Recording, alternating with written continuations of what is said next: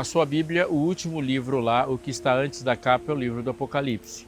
Pois bem, dentre todos os livros que poderiam fazer parte desses 66 que compõem a Bíblia, ele foi escolhido para estar lá.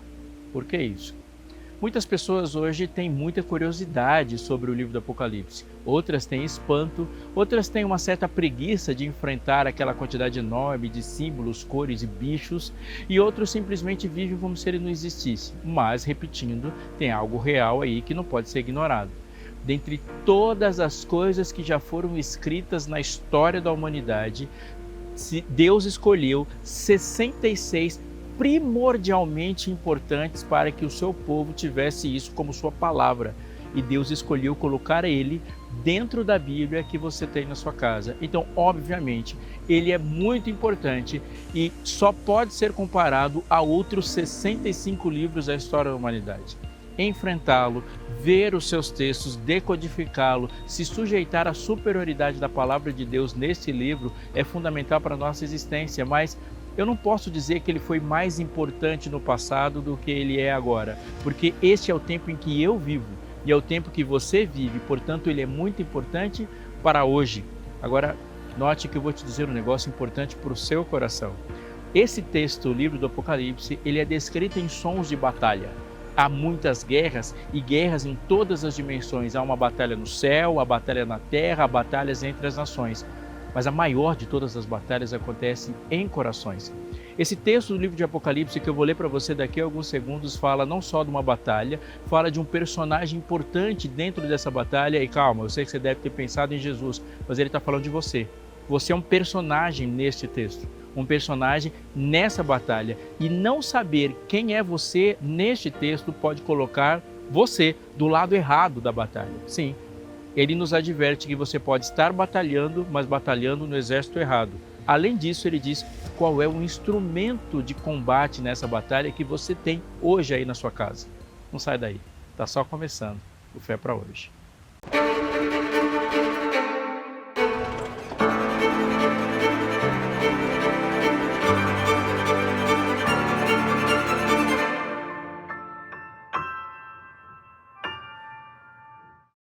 Uma das coisas mais prazerosas e que nós consideramos mais importantes daquilo que fazemos aqui no Novo Tempo é o preparo e o envio dos materiais de estudo que nós trabalhamos. São muitos.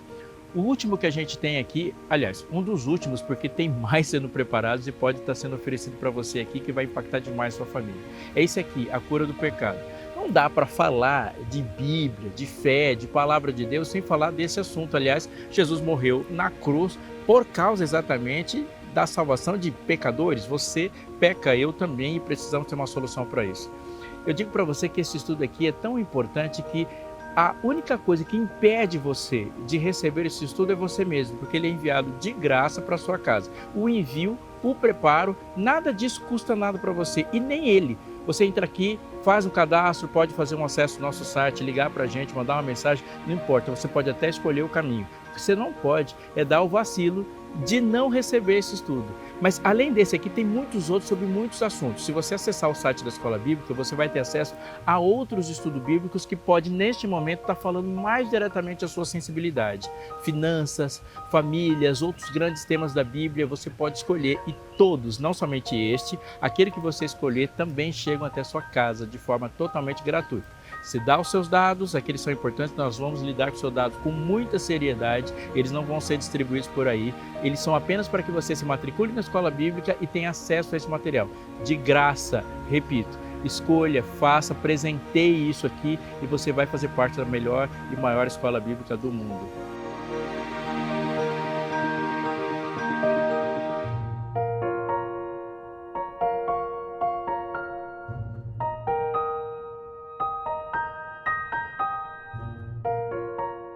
A regra número 1 para compreender um texto bíblico é contexto. A 2, contexto. E a 3, contexto. Precisamos compreender, como regra número 1, o que veio antes daquele texto bíblico. Isso envolve compreender estrutura. Um autor, quando começa um livro bíblico, o profeta, ele tem o final já na sua mente. Portanto, nenhum verso está descolado de todos os outros. É necessário também, regra número 2, ver o contexto daquilo no conjunto todo do plano da redenção revelado na palavra. Mas há os primeiros ouvintes, aquelas pessoas que o livro foi dirigido ali diretamente, os primeiros que ouviram, que tinham um contexto histórico, literário, cultural. Contexto, contexto, contexto. A compreensão do contexto nos leva a ter uma riqueza de detalhes e uma profundidade na compreensão quando a gente entende que existe um código estrutural, uma maneira, umas bases como que o autor colocou isso. Se em qualquer livro da Bíblia isso é importante e imprescindível, no livro de Apocalipse mais ainda, porque eu considero um dos livros mais estruturados e organizados de toda a Bíblia. Para você ter uma ideia do que eu estou falando, vamos mergulhar nesse contexto. Dos 404 versículos que compõem o livro de Apocalipse, 276 aproximadamente são citações diretas no Antigo Testamento. Portanto, é necessário entender o que aquele versículo diz no contexto do Apocalipse, mas o que aquele versículo diz no contexto da citação a que ele se refere. Entende? Contexto. Mais o que é isso? João tem o santuário na sua cabeça. Agora, me acompanhe num raciocínio. Quando Jesus estava aqui andando pelas ruas desse planeta, a Bíblia que ele tinha nas mãos era o que nós chamamos de Antigo Testamento. Jesus se refere a ela a Escrituras, Lei, os profetas, Moisés, os profetas, assim por diante. Essas são as bases, mas ele está falando sempre do que nós chamamos de Antigo Testamento.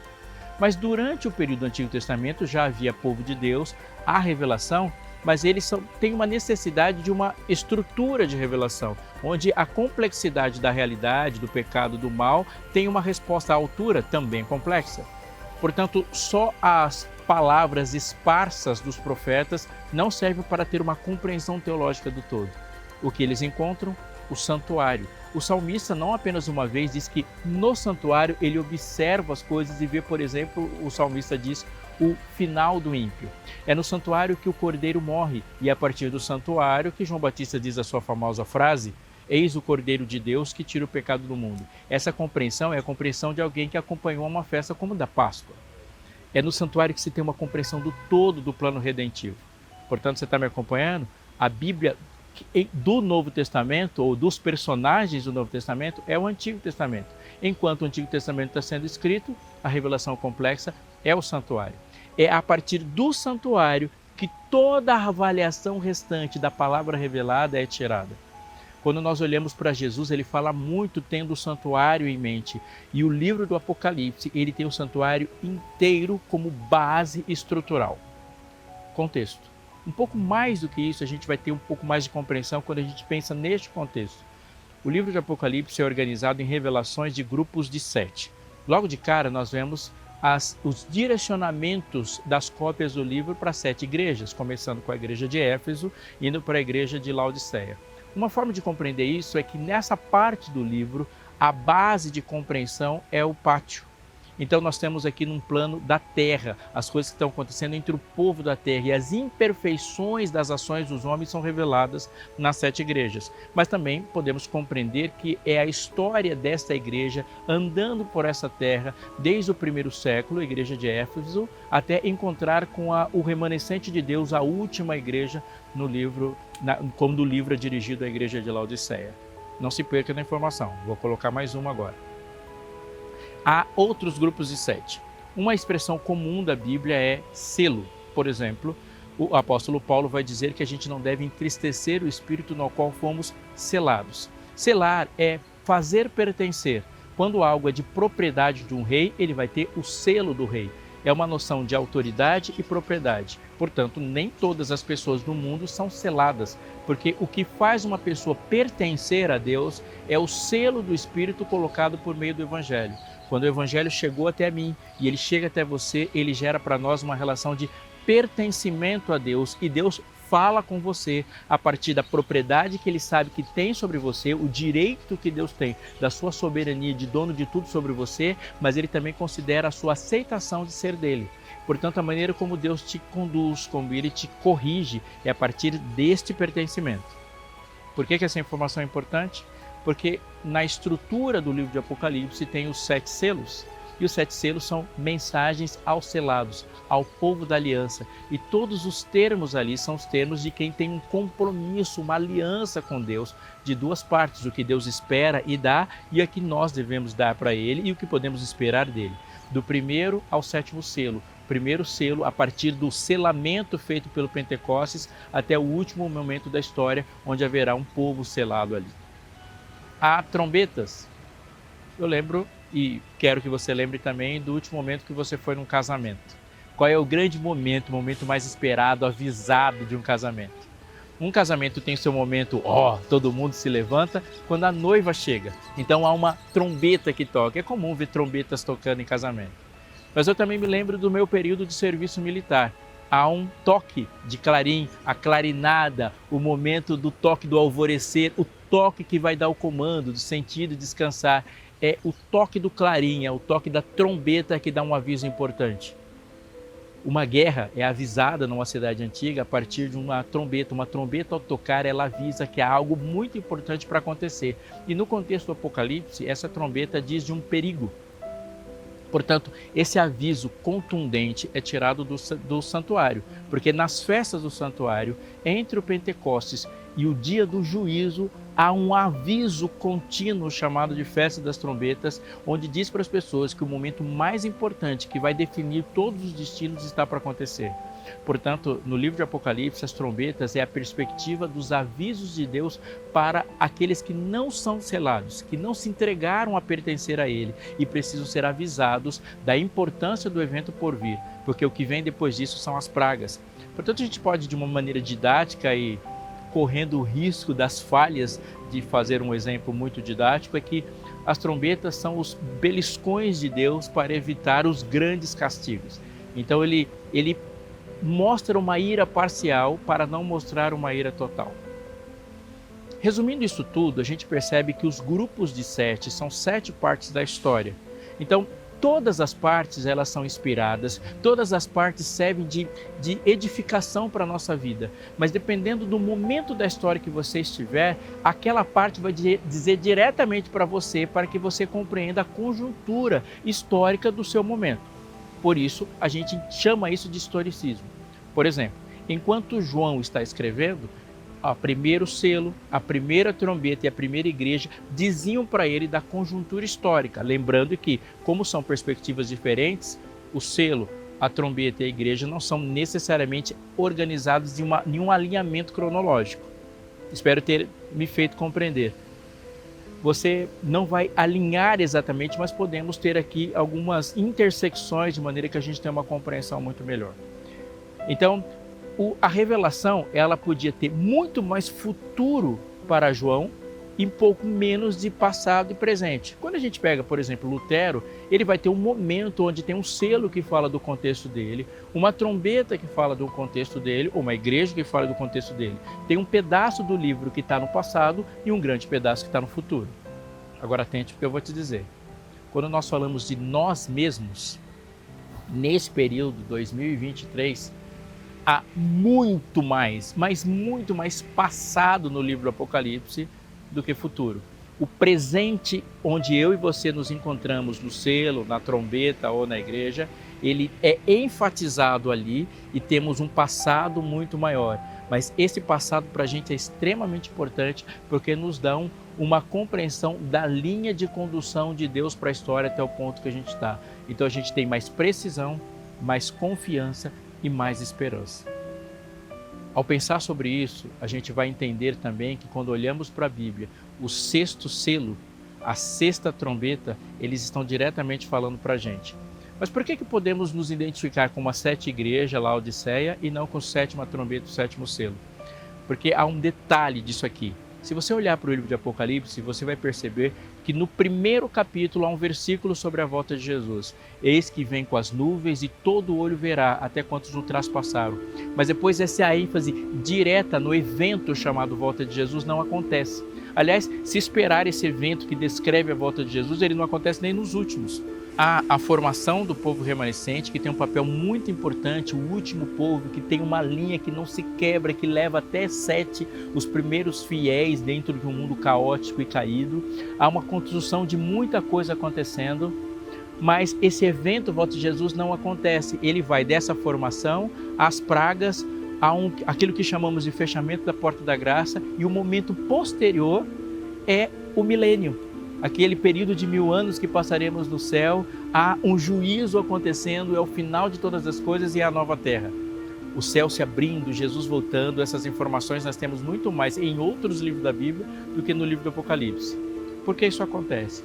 Porque Deus está dizendo muito mais sobre o caminho que levaremos até a volta de Jesus e da volta de Jesus o que faremos, do que necessariamente estarmos naquele evento. Isso é muito importante. Então, quando você vê a 7ª igreja, a igreja de Laodiceia, ela é a nossa igreja, mas a gente tem que ter um pouco mais de cuidado a examinar o contexto para dizer que estamos no 7º selo ou na 7ª trombeta, porque o contexto sugere que o que nós estamos é em outro tempo. Conforme eu disse, o alinhamento não é necessariamente cronológico, porque eles partem de perspectivas diferentes. Tendo tudo isso em mente, observe os símbolos que aparecem nessa 6ª trombeta.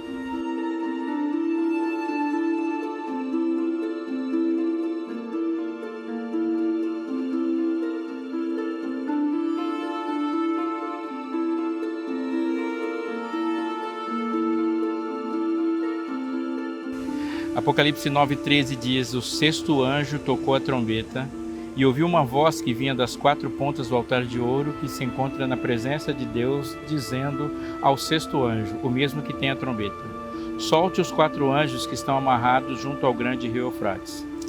Há uma importância fundamental aqui para a gente entender, porque o rio Eufrates aparece desde o Antigo Testamento, e é do Antigo Testamento que a gente tira uma informação sobre o que ele representa.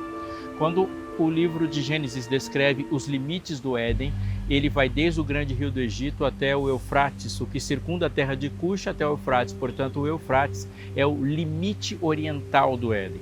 Quando a promessa da terra é feita a Abraão, ela vai desde o grande rio do Egito até o Eufrates. Portanto, o Eufrates é o limite do que é Éden, do que não é Éden, do que é a terra prometida, do que não é a terra prometida. É a linha que separa Israel do que não é Israel, o que é povo de Deus, dos seus inimigos. Portanto, quando a gente olha para o texto e vê anjos guardando a margem, a fronteira, a gente percebe um contexto de batalha, de uma pressão do que não é povo de Deus, avançando sobre o lugar onde o povo de Deus está. Mas o texto continua. Então foram soltos os 4 anjos que se achavam preparados para a hora, o dia, o mês e o ano, para que matassem a 1/3 parte da humanidade. Quando o texto diz que foram soltos, significa que a ação de Deus sobre esse planeta impede que o mal haja com liberdade e totalidade. Desde o Gênesis a gente tem essa concepção. A serpente estava em uma árvore, ela não estava solta no jardim. Deus restringiu a ação da serpente. Para que a serpente falasse com Eva, Eva teve que se dirigir à serpente. A partir do momento que essa serpente foi solta, ela passou a ter acesso ao ouvido de todos os habitantes da humanidade. Aqui acontece algo parecido, mas numa proporção muito maior. Deus agiu impedindo que uma ação do mal fosse totalmente livre. Mas ele diz que neste momento da história, ele agiria com força total. E os 4 anjos que estão parados diante da linha, na divisória, na fronteira do rio Eufrates, faria com que eles viessem, e uma coisa que a humanidade ainda não experimentou, ela experimentaria exatamente nesse tempo. E o texto diz que foram soltos para um tempo preciso para que matassem a 1/3 parte da humanidade. Aqui há o reforçar de uma parcela, uma parte limitada da sua ação. Ao contrário das pragas que virão depois, que atingem toda a humanidade, direto ou indiretamente, aqui a expressão 1/3 parte diz respeito de um afetar parcial. É uma trombeta. É um aviso, você pode escapar disso e pode também escapar de algo muito maior que isso se você não aceitar. O texto continua.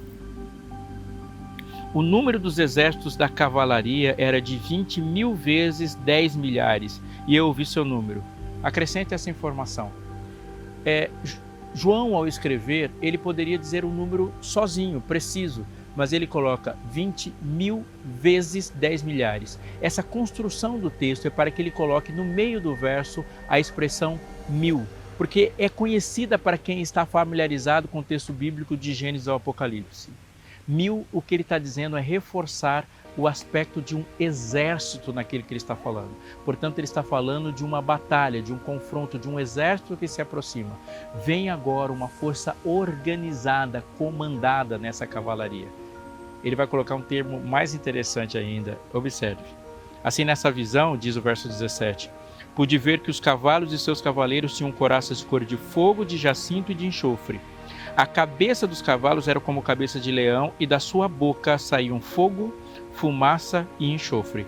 Continua no verso 18 dizendo, por meio desses 3 flagelos, a saber, pelo fogo, pela fumaça e pelo enxofre, que saíam da boca, mais uma vez, ao reforçar da expressão boca dos cavalos, foi morta a 1/3 parte da humanidade, pois a força dos cavalos estava, mais uma vez, na boca e na cauda deles. As caudas deles eram semelhantes a serpentes e com cabeças, e com elas causavam dano. Ninguém que tem um cavalo, que admire cavalos, que esteja diante de um cavalo, contempla e acha muito impressionante a boca do cavalo. Embora a gente diz aí que cavalo dado não se olha os dentes, a expressão está querendo dizer outra coisa. Cavalo dado não se vê idade, coisas, detalhes assim. A força de um cavalo não está nem na boca e nem na cauda. A força de um cavalo está nas suas pernas, o coice, a sua tração, enfim. Mas aqui, obviamente, uma linguagem figurada, simbólica, fantástica, típica do livro do Apocalipse, ela vai dizer de 2 destaques desses cavalos e seus cavaleiros. A força desses cavalos está na sua boca e na sua cauda. Mais uma vez, nós temos que recorrer ao que essas expressões, essas palavras significam na Bíblia toda.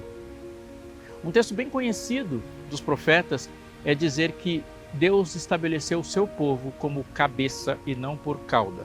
Porque cauda, no contexto, é um falso profeta que dirige por engano, que age mentindo. No próprio livro de Apocalipse, Satanás é descrito como um dragão caindo do céu e arrastando uma 1/3 parte das estrelas com a sua cauda. Olhando todo o contexto, a gente compreende que Satanás enganou uma 1/3 parte dos anjos, mentiu, assim como o falso profeta faz. O falso profeta, ele se estabelece mentindo. Então, uma parte da força desses cavalos está na sua capacidade de gerar engano. Isso nos faz pensar imediatamente naquilo que Jesus falou. Quando Jesus falou sobre os últimos dias, ele falou que o falso profeta teria poder para, se possível, enganar os próprios escolhidos. Junto com isso, ele diz que a força desses cavalos está na sua boca. Boca também é uma referência muito importante e insidiosa da Bíblia. Ela incide várias vezes. Jesus dizendo que ele batalha com uma espada que sai da sua boca. Tanto no livro de Hebreus como no livro de Apocalipse, há uma espada de 2 gumes saindo da boca de Deus. Deus batalha com essa boca. Da boca do dragão e do falso profeta saíram, diz no livro de Apocalipse, 3 espíritos imundos semelhantes a rãs. A boca é um instrumento de combate, tanto do falso profeta como do evangelista, do Filho de Deus que aceitou a mensagem do Evangelho. A Rede Novo Tempo de Comunicação é uma boca de Deus. Associe para a gente compreender e configurar assim solidamente o raciocínio. Jesus disse no final do Evangelho de Mateus, portanto, ide, pregai o Evangelho. O instrumento de pregação do Evangelho é a palavra. E ele, diz o texto de Paulo, estabeleceu primeiramente uns para apóstolos, profetas, evangelistas, pastores e mestres. O que existe em comum em apóstolos, profetas, evangelistas, pastores e mestres? Todos eles têm como instrumento do seu dom a sua boca. Profetas falam, apóstolos falam, pastores e evangelistas falam. É a partir da palavra que o reino de Deus se estabelece. Aprove a Deus, disse Paulo, salvar o mundo pela loucura da pregação. A revelação mais complexa e grandiosa de Deus nesse planeta, nos tempos que temos agora, é a sua palavra, conforme eu disse, os 66 livros. Portanto, o que Deus está nos contando nesse contexto do livro de Apocalipse é que nós estamos em um combate. Ele falou de guerras, ele fala de rumores de guerra, ele fala de conflitos entre as nações nesse tempo, e mesmo se ele não tivesse falado, você estaria testemunhando isso nos canais de informação que você tem. Nós vivemos um mundo conflituoso, vírus, novas doenças, grandes desafios.